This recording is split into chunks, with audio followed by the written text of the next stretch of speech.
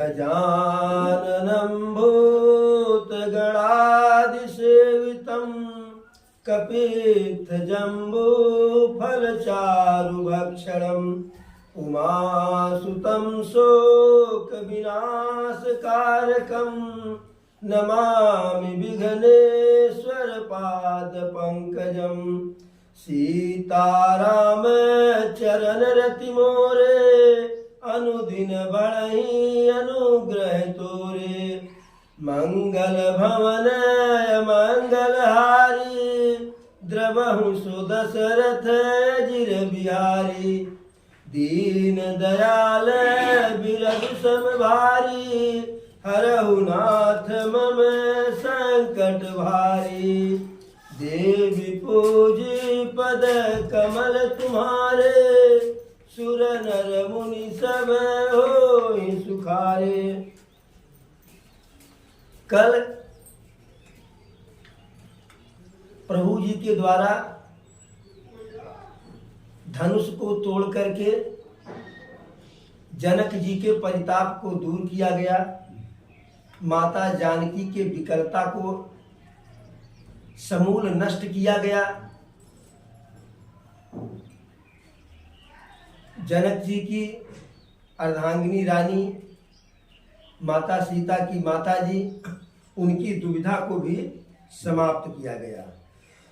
और जैसे ही धनुष टूटा पूरे त्रिलोक में बड़े जोर से चटकारे की आवाज आई और जो कश्यप चिक्कर दिग्गज मत्स्य ये सब जो है इधर उधर जो है डगमगाने लगे पृथ्वी के अंदर। सूर्य भगवान के रथ में जुते हुए सातों घोड़े रथ से निकल करके भागने लगे। देवी देवता असुर ऋषि मुनि सब एकदम परेशान कि यह क्या हुआ। फिर बाद में जब पता लगाए तो बड़ा जो है ऋषि मुनि देवी देवता सब बड़ा प्रसन्न हुए।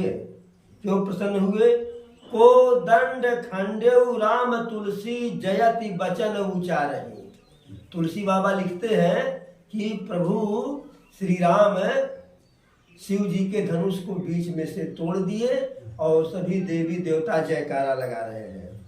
और जब तोड़ दिए, अरे शंकर चापू जहाज सागर रघुबर बाहुबल बूढ़ सो सकल समाज चढ़ा जो प्रथम ही मोह बस।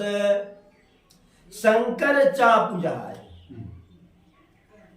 शिव जी के धनुष को जो है, जो मूर्ख कामी अभिमानी राजा थे उस धनुष को अपने लिए जहाज मान रहे थे।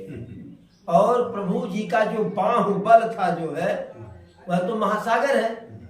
और उस माने प्रभु जी के बाहुबल रूपी महासागर को पार करने के लिए जो राजा महाराजा थे उनके लिए वह जहाज के रूप में वह धनुष था कि धनुष को तोड़ देंगे तो जो है सीता जी से विवाह हो जाएगा और प्रभु जी बैठे के बैठे रह जाएंगे। बूढ़ सो सकल समाज, लोभी कामी लोलूप अभिमानी जितने राजा थे, जब जहाज ही डूब गया तो सबके सब खुद बूढ़ गए। चढ़ा जो प्रथम ही मोह बस, जो अज्ञानता बस अभिमान बस जो है इसमें थे कि धनुष को तोड़ करके सीता जी से विवाह कर लेंगे, उन सब का जो है सारा इरादा ध्वस्त हो गया। अब जैसे ही जो धनुष टूटा पूरे मिथिला के सभी लोग जयकारा लगाने लगे, देवी देवता जयकारा लगाने लगे। वहां जो संत प्रवृत्ति के राजा आए थे वह भी खुश होकर के प्रसन्न होकर के प्रभु का गुणगान करने लगे। ऊपर से देवता लोग किन्नर लोग यह सब पुष्प वर्षा कर रहे हैं। बरसहि सुमन रंग बहुमाला, गाँव है किन्नर गीत रसाला। एक बात जान लीजिए, किन्नर जानते हैं ना, कि जो छक्का होते हैं घूमते इधर उधर, उस समय भी जो है शुभ समय पर आकर के गाते थे, इस समय भी आकर के गाते हैं। यानी चाहे किसी का विवाह हो, चाहे घर में कोई बढ़िया काम हो, चाहे बेटवा पैदा हो, पतू हो आवे, हर समय तब भी वही गाते थे, अब भी वही गाते हैं। और ब्रह्मा आदि सभी देवी देवता जो है प्रभु की प्रशंसा कर रहे हैं, अब प्रभु को आशीर्वाद दे रहे हैं कि धन्य हो प्रभु, आपने जो है बहुत बढ़िया काम किया। पूरे जो है जनकपुर के नर नारी सब अति प्रसन्न है कि मुदित कहै जत नर नारी, भंजऊ राम शंभुधन भारी। सभी जनकपुर के स्त्री पुरुष जो है जहाँ है वहीं प्रसन्न है। क्यों?